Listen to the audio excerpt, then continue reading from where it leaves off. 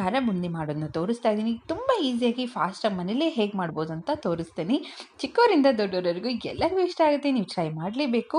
ಬನ್ನಿ ಹೇಗೆ ಮಾಡೋದಂತ ನೋಡೋಣ. ಒಂದು ಪಾತ್ರೆಯಲ್ಲಿ 3 ಕಪ್ಪಷ್ಟು ಕಡಲೆ ಹಿಟ್ಟು ಹಾಕೋಣ.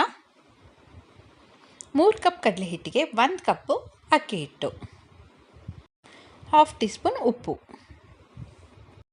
ಹಿಟ್ಟನ್ನ ಒಂದ್ಸರಿ ಕೈಯಲ್ಲಿ ಚೆನ್ನಾಗಿ ಮಿಕ್ಸ್ ಮಾಡ್ಕೊಳ್ಳೋಣ. 2 ಸ್ಪೂನು ಕಾಯಿಸಿರೋ ಅಂಥ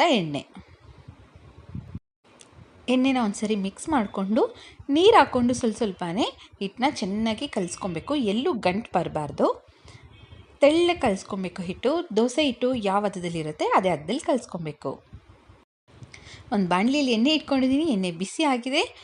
ಹೋಲಿರೋವಂಥ ಪಾತ್ರೆ ಮೇಲೆ ಕಡಲೆ ಹಿಟ್ಟು ಹಾಕ್ಕೊಂಡು ಕೆಳಗಡೆ ಬಾಲ್ಸ್ ಥರ ಬೀಳಬೇಕು. ನೋಡಿ, ಈ ಥರ ಬೂಂದಿ ಥರ ಬೀಳಬೇಕು. ಕೈಯಲ್ಲಿ ಸಾಫ್ಟಾಗಿ ಈ ಥರ ಮಾಡ್ತಾಯಿರಿ. ನಾನು ಮಾಡೋ ರೆಸಿಪೀಸ್ ನಿಮ್ಗೆ ಇಷ್ಟ ಆದರೆ ದಯವಿಟ್ಟು ಸಬ್ಸ್ಕ್ರೈಬ್ ಮಾಡಿ, ಬೆಲ್ ಐಕಾನ್ನ ಕ್ಲಿಕ್ ಮಾಡೋದನ್ನ ಮರಿಬೇಡಿ. ಗ್ಯಾಸ್ನ ಹೈ ಫ್ಲೇಮಲ್ಲಿ ಇಟ್ಕೊಳ್ಳಿ. ಬೂಂದಿ ಎಲ್ಲ ಚೆನ್ನಾಗಿ ಬೇಯಬೇಕು. ಬೂಂದಿ ಕ್ರಿಸ್ಪಿಯಾಗಿ ಬರೋ ತನಕ ಬೇಯಿಸ್ಕೊಳ್ಳೋಣ ಎಣ್ಣೆಯಲ್ಲಿ. ನೋಡಿ, ಇವಾಗಿದು ರೆಡಿ ಆಗಿದೆ. ತೆಗೆದು ಬಿಡೋಣ. ಕೈಯಲ್ಲಿ ಒಂದು ಪ್ರೆಸ್ ಮಾಡಿ ನೋಡಿ, ನಿಮಗೆ ಗೊತ್ತಾಗುತ್ತೆ ಬೆಂದಿದೆ ಅಂತ. ನಾನು ನಿಮಗೆ ಒಂದು ಸರಿ ಹಾಕಿ ತೋರಿಸ್ತಾ ಇದ್ದೀನಿ. ಇನ್ನು ಮಿಕ್ಕಿದ ಹಿಟ್ಟೆಲ್ಲ ಇದೇ ಥರ ಮಾಡ್ಕೊಳ್ಳಿ. ಅದೇ ಎಣ್ಣೆ ಬಾಣಲಿಯಲ್ಲಿ ಕಡಲೆಕಾಯಿ ಬೀಜ ಹಾಕೊಳ್ಳೋಣ.